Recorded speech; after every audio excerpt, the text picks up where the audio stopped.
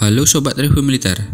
Seperti yang kita ketahui bersama bahwa perkembangan teknologi pesawat tempur saat ini berkembang sangat pesat.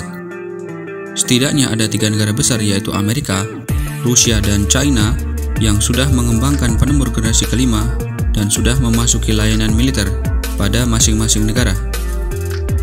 Amerika dengan F-22 Raptor dan F-35, Rusia dengan Su-57 dan Su-75 Checkmate yang saat ini masih dalam pengembangan, dan China dengan Chengdu J-20 serta Shenyang FC-31 Grey Falcon.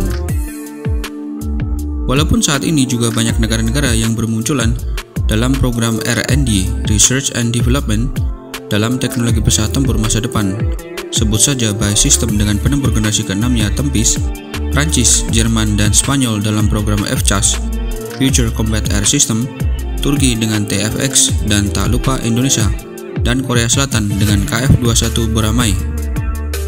Pada video kali ini kita akan membahas mengenai perbedaan jet tempur generasi kelima buatan barat, khususnya Amerika dan Rusia. Amerika saat ini mengandalkan F-22 Raptor yang resmi beroperasi pada Angkatan Udara Amerika atau USAF pada Desember tahun 2005 sebagai F-22A. Dan penempur generasi kelima andalan Rusia yaitu Su-57 yang diberikan julukan Velon oleh NATO baru masuk operasional pertamanya di Angkatan Udara Rusia pada 25 Desember 2020 lalu. Secara umum, sebuah jet tempur dikategorikan sebagai penempur siluman apabila pesawat tempur tersebut lebih susah dideteksi radar musuh. Hal ini dikarenakan penempur generasi kelima mempunyai material komposit dan desain pesawat yang berbeda dari penempur generasi keempat pada umumnya. Dari perbandingan antara kedua penempur baik F-22 Raptor dan Su-57, ada hal yang paling menonjol di antara keduanya, terutama pada Su-57 Rusia. Kenapa Sukhoi sebagai biro desain pengembang Su-57 mendesain nozzle yang seperti tidak berpelindung dan berbeda dengan nozzle F-22 Raptor Amerika? Bukankah sebagai pesawat siluman hal tersebut membuatnya mudah terdeteksi radar? Setidaknya ada 2 elemen utama yang perlu diperhatikan mengenai deteksi pesawat siluman, yaitu jejak IR atau infrared dan pantulan gelombang radar. Perbedaan paling sederhana di antara keduanya sebetulnya adalah dari perbedaan doktrin saja. Bentuk nozzle yang rektangular atau persegi panjang seperti pada F-22 Raptor memberikan proteksi terhadap deteksi radar dari bagian belakang pesawat. Akan tetapi hal ini tidak menghilangkan jejak IR pada pesawat tersebut. Hanya saja, bentuk rektangular pada nozzle Raptor dapat memantulkan gelombang radar ke arah yang lebih terarah agar sulit terdeteksi. Namun, penggunaan rektangular nozzle cenderung mengurangi performa manuver pada kecepatan rendah pada F-22 Raptor. Mengingat bahwa Raptor lahir dengan perannya sebagai air superiority yang relatif bergerak dan manuver pada kecepatan yang lebih tinggi saat melakukan pertempuran udara.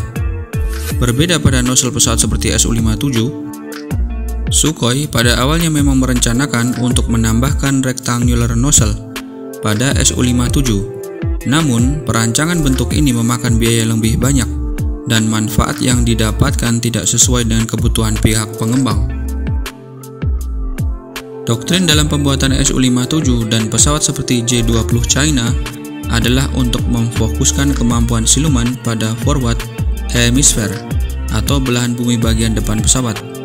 Jadi pada pesawat seperti Su-57 Rusia dan J-20 China memang tidak mementingkan kemampuan siluman pesawat dari arah belakang.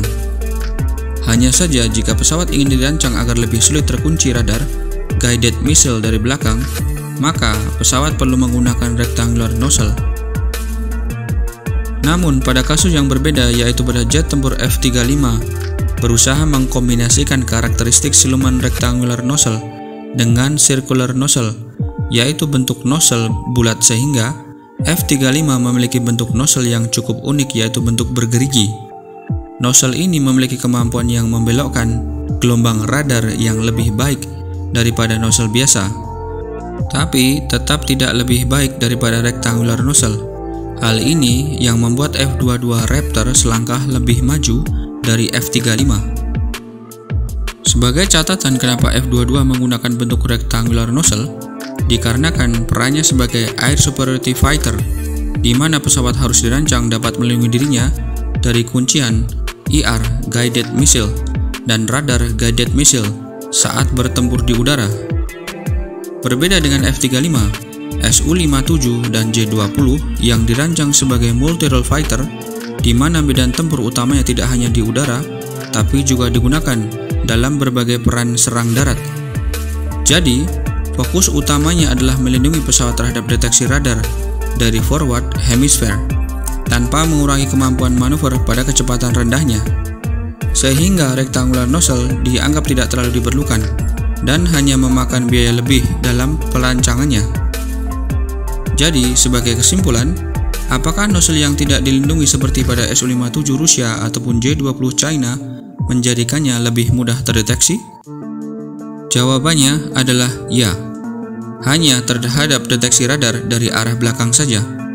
Kemampuan siluman dari arah samping baik kanan maupun kiri dan arah depan tidak terpengaruh. Sekian pembahasan kita kali ini mengenai perbedaan nozzle pada jet tempur generasi kelima antara tiga negara adidaya, yaitu Amerika, Rusia, dan China. Salam Review Militer.